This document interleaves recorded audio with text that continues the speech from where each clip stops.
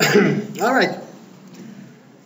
Urea cycle was the main theme of yesterday's talk. We've seen the importance of it for mammals, for land dwellers, and we've seen, of course, what it does. And there were several key points in the urea cycle we mentioned yesterday.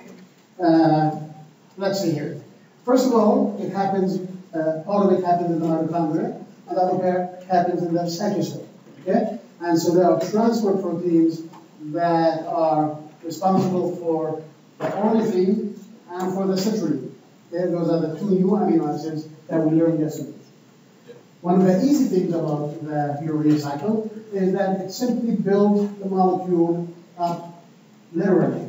Literally, you just have to take one molecule and put it on top of the other, and you build the new molecules until you reach the level of argininosuccinate, and at that point you start breaking, okay, two molecules at a time. And actually, at that step, at the argininosuccinase step, is where we found our link to the citric acid cycle. And the citric acid cycle, of course, the link was through fumarate, and we were able to link it right here to aspartic acid. Yeah? And then, of course, the arginine was the final carrier of the urea, and the enzyme is arginase that basically gave us the urea that will eventually fill the bladder along with other waste and go out. And hence, our two nitrogens are fixed there. The nitrogens, of course, ultimately they come from all the amino acids, stripping all the amino acids. But the direct donator of the nitrogen, there are two. One happens inside the mitochondrial matrix, and that's happened through the deamination process of glutamic acid. While the other nitrogen comes from aspartic acid in the cytosol. Okay, so those are the points that we basically link together. Of course, the first reaction, mitochondrial reaction, that is the carbonoid phosphate synthase, and we said how many ATPs is invested here? Two ATPs, right? Two ATP molecules here and two ATP molecules there. And those are the processes, the ATP investment comes actually having this nitrogen properly wasted, properly disposed of. So it's about 4 ATP equivalents spent on each cycle of the urea. This is our integration view between the urea cycle and the citric acid cycle. Of course, here the link was basically the fumarate, the breaking of the argininosuccinate to arginine and fumarate. And fumarate, of course, will loop all the way to oxaloacetate, showing the classical citric acid cycle that we still have to be aware of. And then once we get to oxaloacetate, we will have a transamination, which is a direct relation with aspartic acid. And then, of course, aspartic acid will be our donator again of the nitrogen group, which again requires two ATP processes to invest. All right, so this is basically the entire zoom out of the urea cycle, and it's linked, of course, directly to the citric acid cycle. Any questions about that? Okay? All right. We started then talking about nucleotide metabolism. Now, nucleotide metabolism, of course, is fascinating because we're talking about 5 nitrogenous bases that have to be built. We see 5 nitrogenous bases that are actually under the umbrella of purines or pyrimidines have 2 modes of synthesis. Thankfully, we have both. One of them, of course, is de novo. De novo means building it from scratch. And for the purines, that means we're going to have the ring, those two rings, synthesized on our ribose sugar. Now, what's in common between the nucleotides, of course, is our ribose, or ribose derivative. It can be deoxy, as in DNA, or it can be the ribose, of course, as in RNA and all the nucleotides. So in the purines, this assembly process happened atom by atom, or 2 atoms by 2 atoms, on the ribose ring, on the ribose sugar. While in the pyrimidines, actually the ring is fully synthesized, and then once it's synthesized, it's added to the ribose. And after that, we do several modifications. So here, what's exciting about today is that we are going to, again, lean on our previous understanding and knowledge and and knowledge of the 5 nitrogenous bases. All right? Those are always going to be part of our lives, and our education, and all that stuff. All right. Now, the salvage pathway, which is in common between both of them, which is basically salvaging what we have already from nucleotides that have been used, DNA that have been degraded, RNA that have been degraded. We can actually take that and, as I mentioned yesterday, refurbish it and reuse it again. No need for all that anything else. All right. Now, the ribose and the deoxyribose, as we will see, we have actually a battery of enzymes that are responsible for almost every step on the way. We will see today, of course, what part of that we are responsible for as far as the exam, of course, and what part of that is we really just pass through. So, the activated ribose, as we mentioned, is the PRPP, which is the phosphoribosine pyrophosphate. And we mentioned that this enzyme, how many ATPs we invented in this part? Does anyone remember? Making the phosphoribosine pyrophosphate. How many ATPs did we use for this? Remember, that was also a process that we have to use ATP in it, and it's very, very important. Without this part, we will not have nucleotides, and we will not have life as at least we currently know it.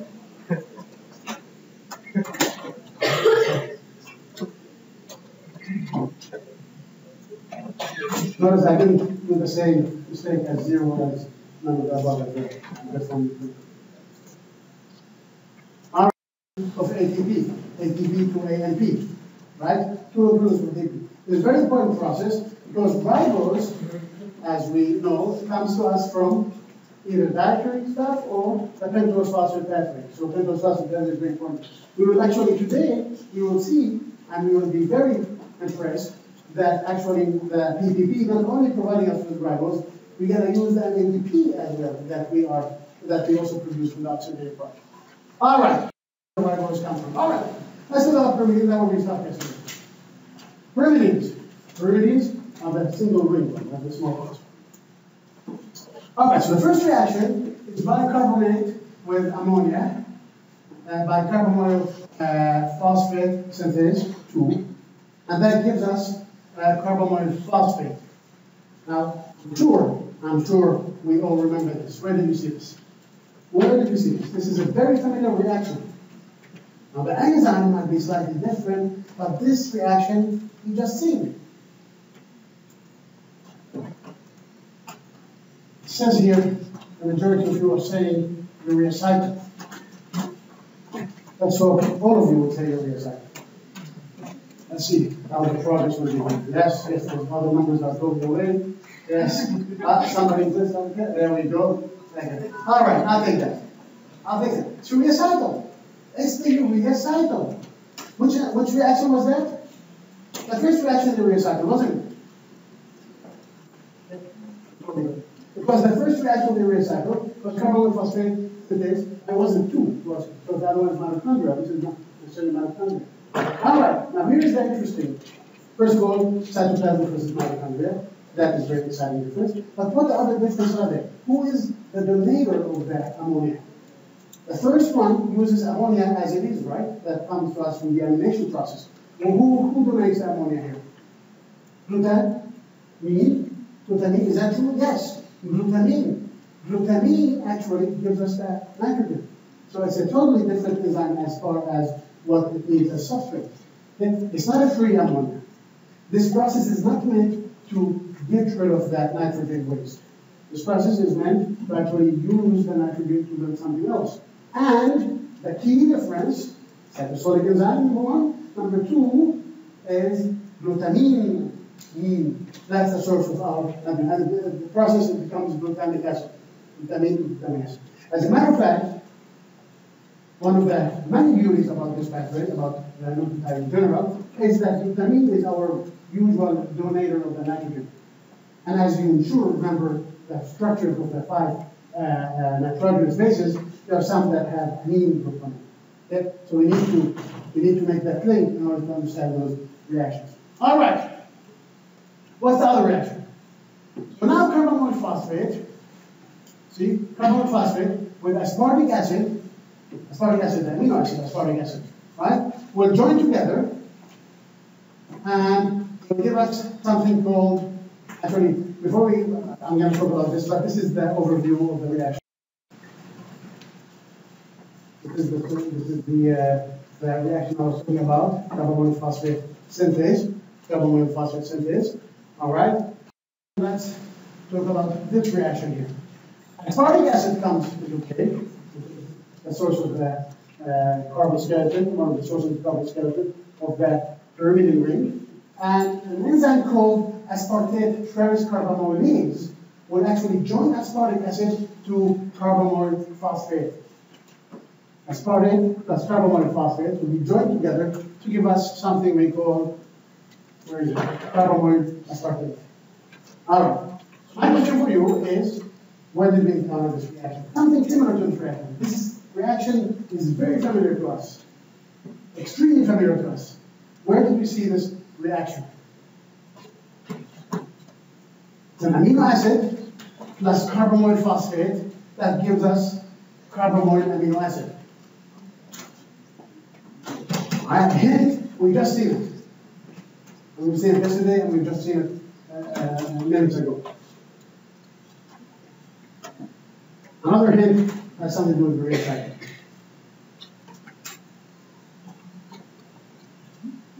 How are we doing? Okay. We need the redistribution of this.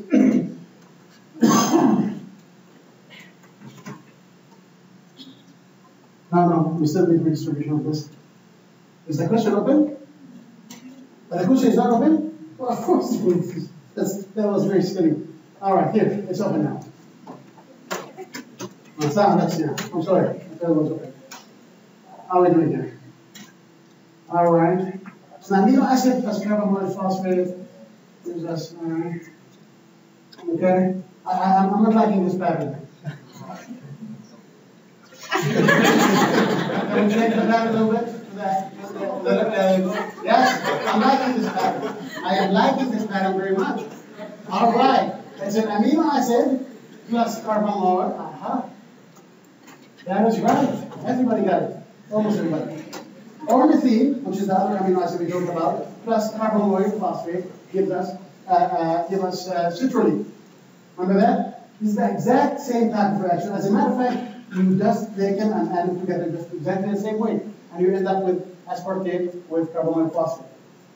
That is our source of every atom in that pyrimidine, all the pyrimidines. This is the mother pyrimidine. We're going to the originator of all the pyrimidines. Okay? So this, we drew it this way because obviously we're going to make a circle here. Okay? Carbamoyl aspartate. Carbamoyl aspartate.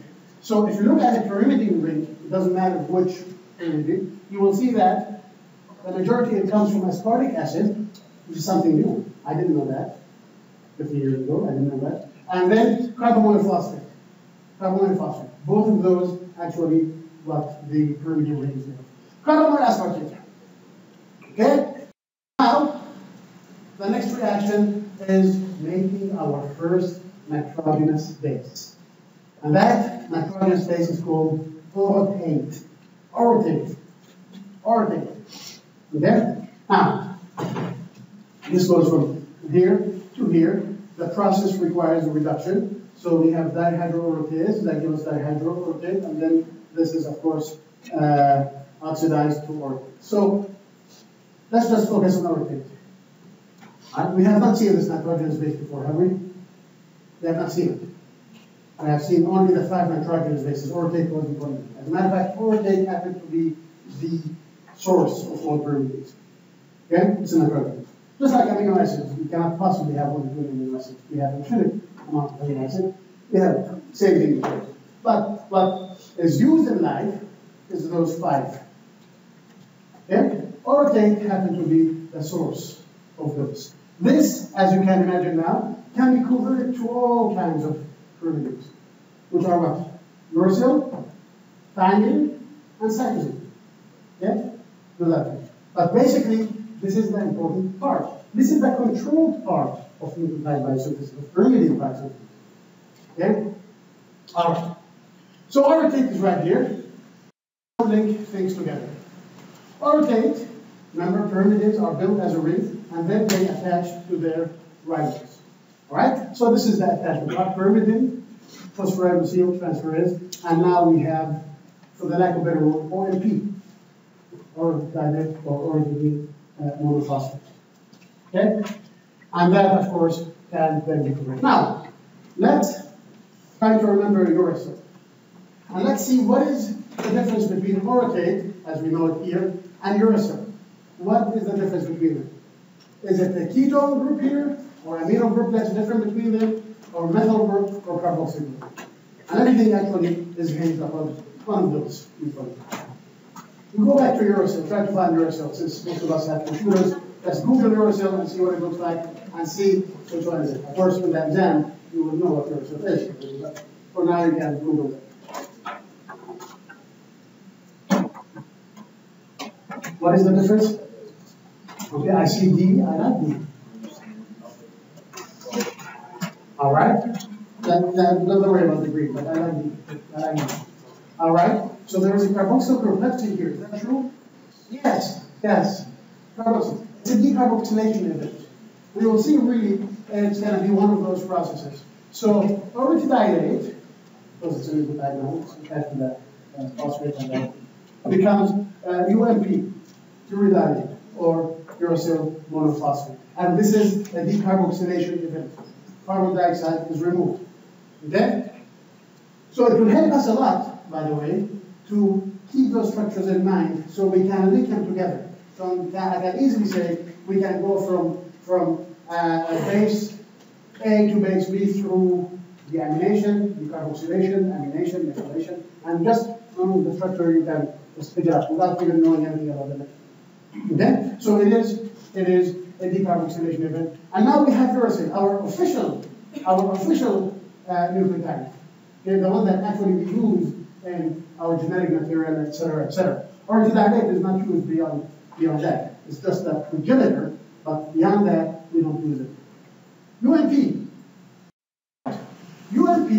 Now of course, between mono, di, and tri, it's really very simple thing. So here, for example, UMP, ATP can provide the phosphate, and then we have a UMP kinase. It's a kinase reaction. We can convert UMP to. As a matter of fact, we can convert any dinucleotide to trinucleotide by this very general reaction, nucleotide diphosphate kinase, which any nucleotide XDP plus any nucleotide YPP, any means any.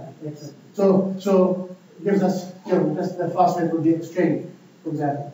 And so you can see here, for example, DP became PP. So you can fill in the blank here, you can say CDP plus ATP will give us CTP plus ADP. Right? It's a very general reaction. You don't need to go beyond that. Okay? The enzyme is a general enzyme called nucleoside diphosphate kinase. Nucleoside diphosphate kinase. Okay? So we can go from di to tri to mono very easily. So that's not a problem. Okay? Now, what's going to happen next is we're going to go to our next base. And this is our next base. From uracil, we're going to go to cytosine. What is the difference between uracil and cytosine?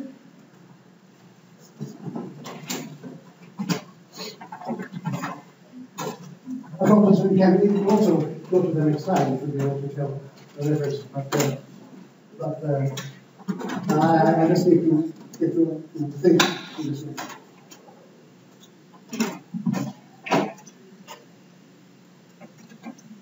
An amino group is between the difference between uracil and cytosine. An amino group, I see here. An amino group. Okay, so let's have a look here. An amino group. An amino group. Now, what is the theme of the donator of the amino group? We said that they died by metabolism. Who donates it usually? Glutamine. And you can see here, glutamine donated that amino group over into glutamine. And that gave us this. So glutamine donates the nitrogen. So we simply removed this ketone oxygen and we ended up with cytosine. Okay? So maybe uracil gave us cytosine. Alright? Let's see. What else? Uracil to deoxyuracil. okay? The deoxy part. And that's also a general part, by the way. There's one enzyme that does this. What does the deoxy entails? Removal of what? It's oxy. Deoxy, so removal of the oxygen, right?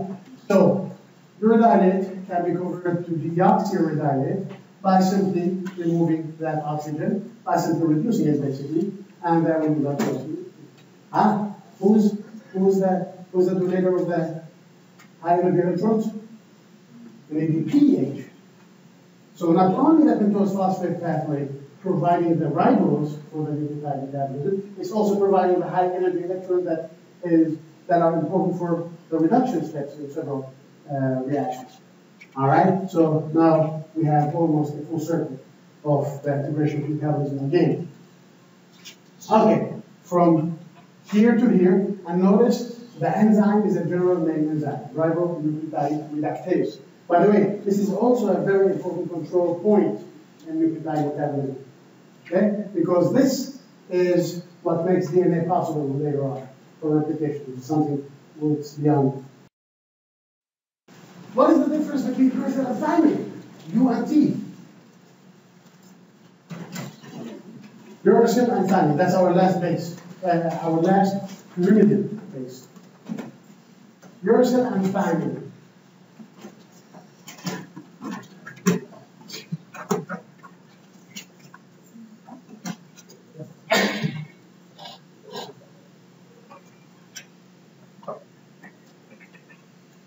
Uracil and thymine.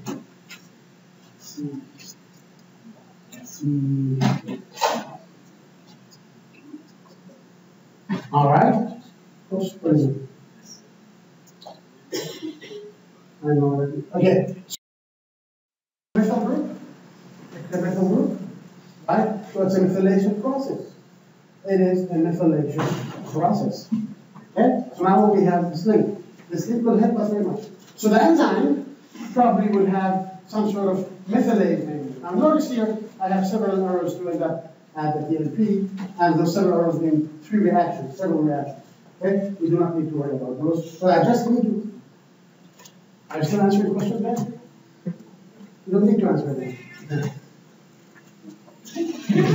All right, we don't need to answer any more questions. Here, we have those 3 reactions that we don't have to worry about. All right? So, methylation process. Now, here is what is important. Who is the donator of the methyl group, the 1 carbon group? This one. We don't have to remember the structure, but we know about it. It's called tetrahydrofolate from that enzyme, from that very famous vitamin, folate. We need that. Okay? That's usually called a carbon carrier, a carbonyl carrier, activated carbon carrier. And here, it will actually give us the methyl group. It will donate a methyl group. As a matter of fact, this is extremely important. Turn out that this is a drug that we cannot take this. This we cannot do. We have to take from our bacteria.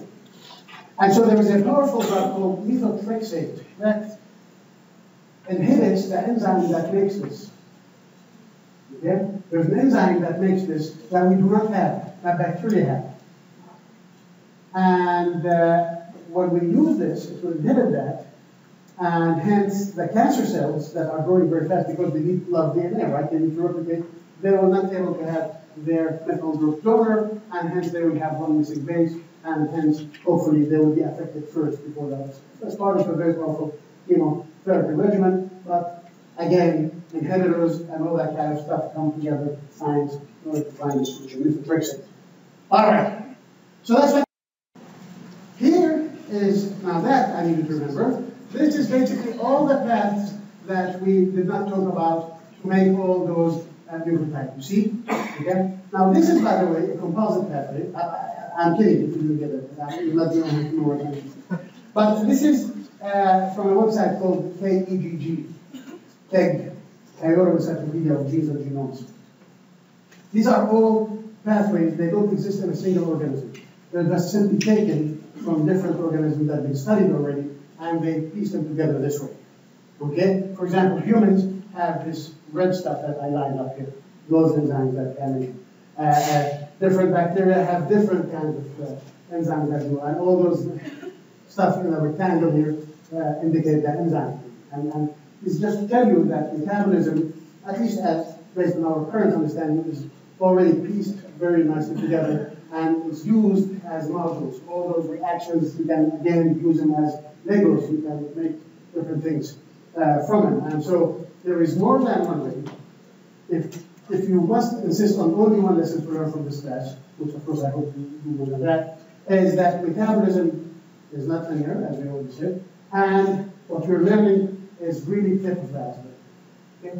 Each organism or each group of organisms do things differently because it's chemistry, and chemistry has no bounds. As long as there is energetically favorable reaction and conversion, reduction, whatever, then there's a way to do it. All right. As a matter of fact, that's how we develop non-fluid drugs. We target stuff that we don't have, but the enemy, the pathogen, has. All right, purines. Any question about purines? Are we cool? Purines. Purines.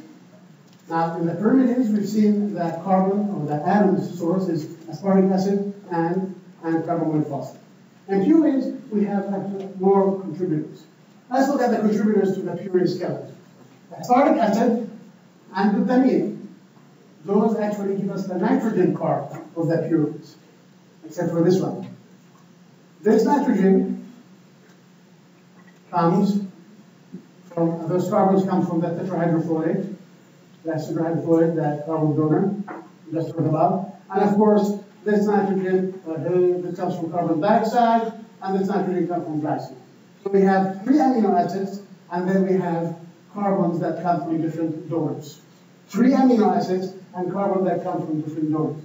Glycine, glutamic acid, glutamine plus aspartic acid, and then we have carbon dioxide, tetrahydrofolate, and glycine. Contributors to the skeleton. Now, as I said at the beginning of this class, and last time we talked about yesterday, the purines are built atom by atom on the ring. They're assembled there. All right? So the first reaction is to provide that nitrogen, the first nitrogen. Okay? And who's the donator of the nitrogen? The thing is always glutamine, glutamic acid, and I give the nitrogen. PPI is removed, and that drives the reaction. And this is the enzyme.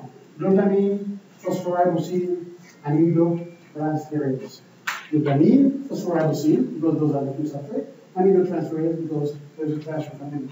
And that gives us 5 ribosine, 1 amino. Okay? That is our beginning. What?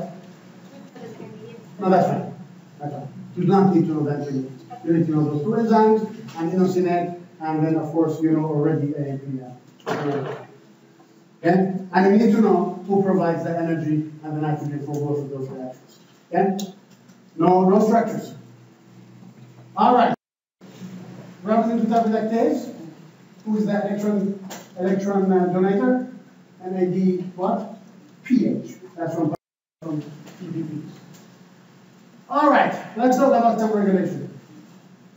Regulation is extremely important. Why is regulation very important? More important than what we've talked about so far. Actually, they're all important because it's a waste of energy if we don't regulate. But this is not only the provider of energy in terms of ATP, NADP, or secondary messengers. It's a provider of energy for building our code of life, our DNA, our RNA. So it's really very tightly regulated. We're not going to go through the entire regulation process because it's actually quite amazing and has a lot of information.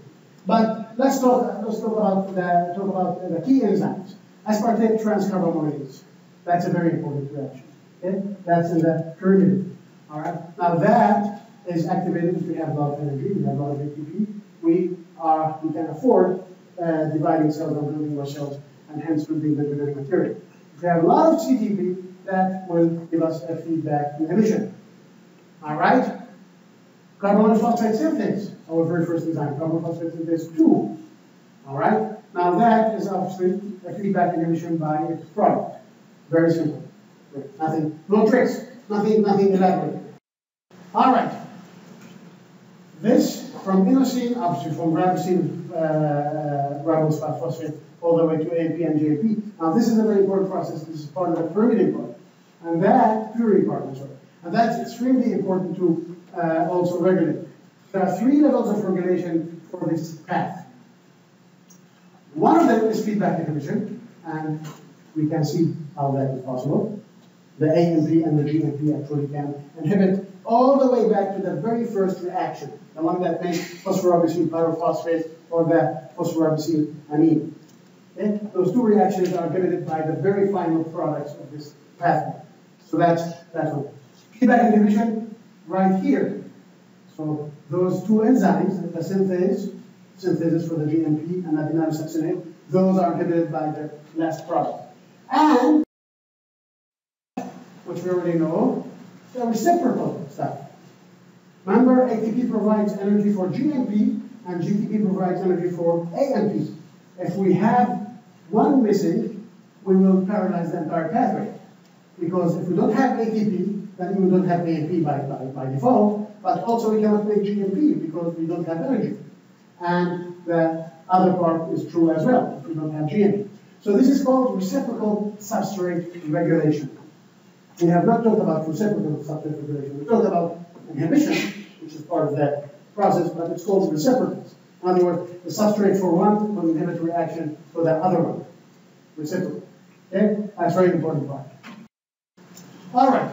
Now, I really just showing you this so it will be amazing, so you don't have to worry about this. This is actually the reductase enzyme, and I want to show you it doesn't only have active sites, it's dotted with different sites, many allosteric sites. So it has so many knobs. It's one of those gadgets like very, very advanced radios that have so many knobs in order to refine the signal. So really, ATP comes here, can activate this, DATP can activate allosteric specificity for having more Km or less Km. So substrate, all that actually is controlled. I mean, we're not going to have to worry about this.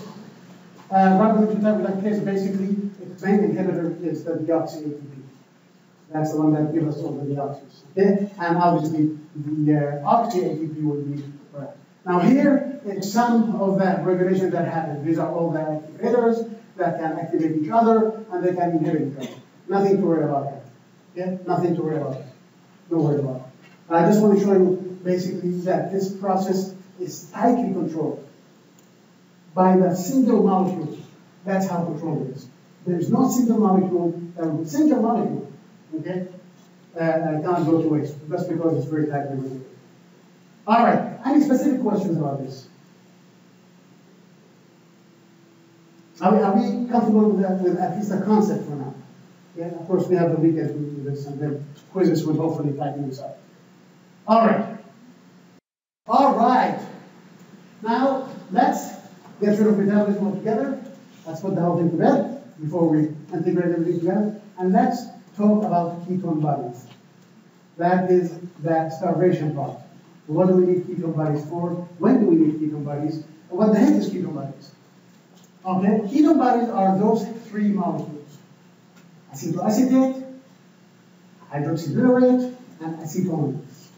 Acetone is the paint thinner, the nail polish remover, those kinds of acetone. Okay, we make this. We make this when we are in a very dangerous situation where we have no energy, no glucose. Okay, there's very interesting stuff, very controversial stuff that I would like to share that as I put that Facebook page. First of all, the glucose is absolutely important as an energy source for specifically the brain. And the brain needs it more than anybody else. And so when we are in starvation, we no longer have any glycogen, okay, which is our polysaccharide that stores the glucose. We cannot make glucose from the citric acid cycle, intermediates anymore, because we have to keep the cycle going, and we don't have enough intermediates to go there. Then we're going to have to use something else as energy. We still have fat that we can use, but brain cannot use fat, okay? Even though it has a lot of energy. So some of that fat has to be changed to something else, something that the brain can use, something that can travel through the brain barrier and go to the brain and use it as an energy, even though the brain doesn't want it, but if you don't do it, you will die. And for quite possibly that's the last process that will happen before human passes on, if of course the things have not changed. So, we have three reactions that we need to do. Those are reactions that will make those ketone bodies. Okay? And those come from acetylcoenzyme, which is from the fatty acid. Basically, this is modifying those carbons in the fatty acid to make something that we can use as an energy. So the thiolase, this is the enzyme, by the way, that actually makes the cleavage, breaks the fatty acid in the beta oxidation, will add those and make acetoacetylcoenzyme. Now, where did we see acetoacetyl before? We've seen it in passing, in a very fast passing when we talk about amino acid degradation. When we talk about keto amino acid degradation. Some of them, especially the hydrophobic amino acid, gives us acetoacetyl when they're broken down.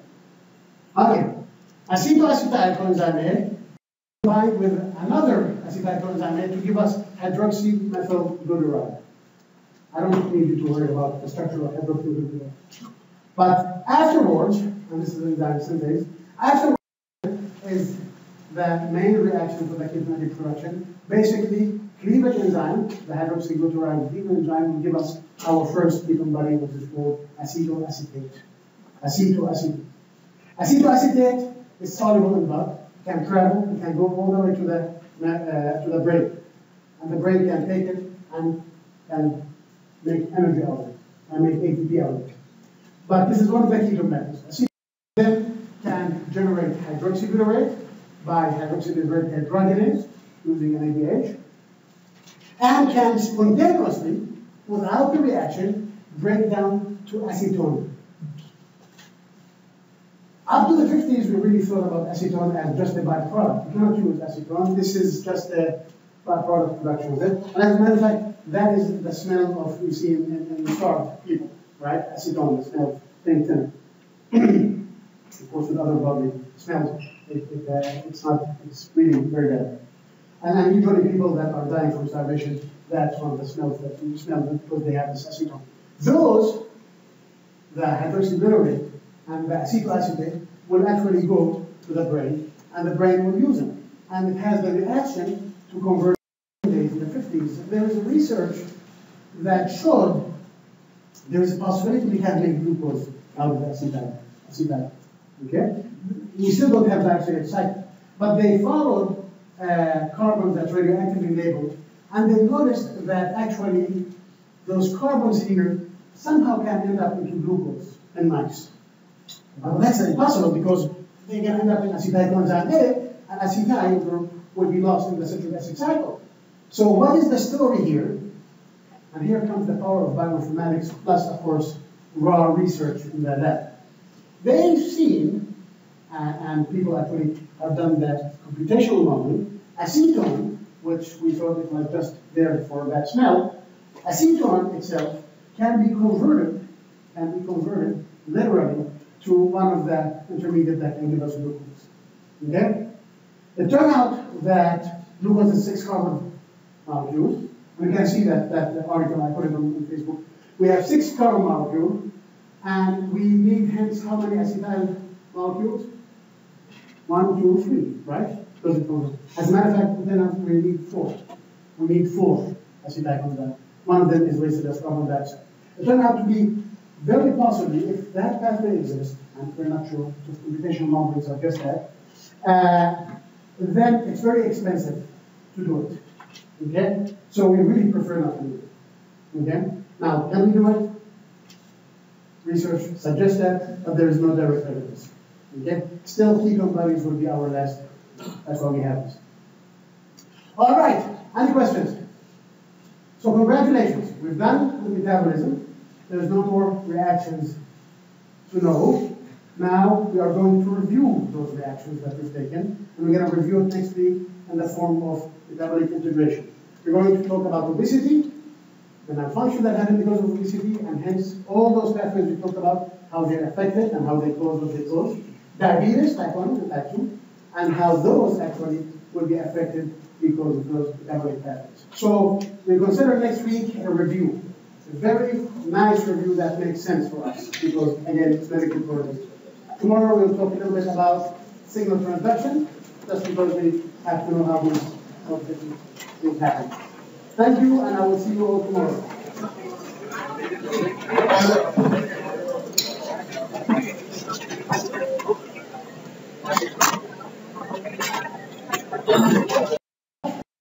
the glyoxylate cycle, the one that actually circumvents those two carbon dioxide losses, those two carbon losses. Now, yes, ma'am. So you're saying that the ketone bodies are basically a substitute for glucose? Like, When we don't have glucose and the brain needs energy. like the brain will just take it like it's Well, not think it's glucose, but that's what that can actually penetrate the barrier between the brain and the rest of the body and can go into the brain.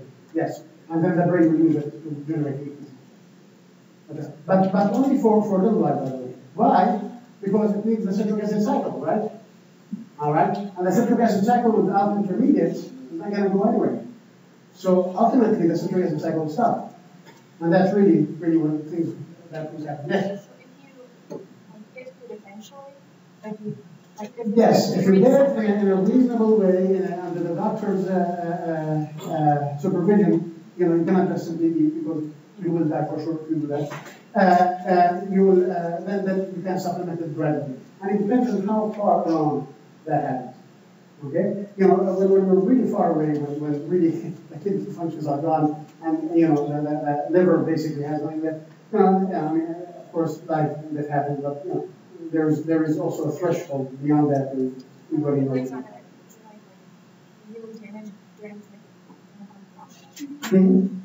Not damaged. If we have a lot of ketone bodies, as we will see in the metabolic integration, yes, it can be damaged. Because those are ketone bodies, they have acidic nature to them, so they can actually damage themselves. So at one point we're dealing with actually organ malfunction because they damage it. And so of course that again, there's a threshold. You can buy little time because that's how the body is designed, to try to survive. And so there are high priority organs. Liver is definitely one of them because it does every chemical reaction that you've seen and you haven't seen. And then the brain, because it controls everything else. So obviously those are the last two things that the body is to, by design, to try to protect. And ketone bodies will be one of the things that will buy us extra time when nothing else there. Very good. Yes, sir. What would you need to get your types of bodies?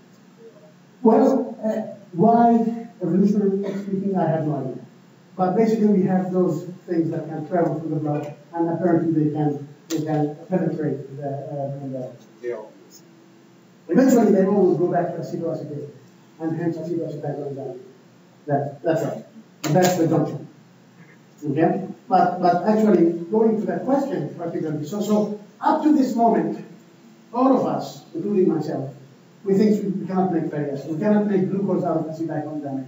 And really, this is the message I want you to take out of this course. We cannot make it because we don't have glycolic cycle. Okay, I'm going to go on a tangent a little bit just so you can be aware because, most of us want to be doctors and all that kind of stuff. Actually,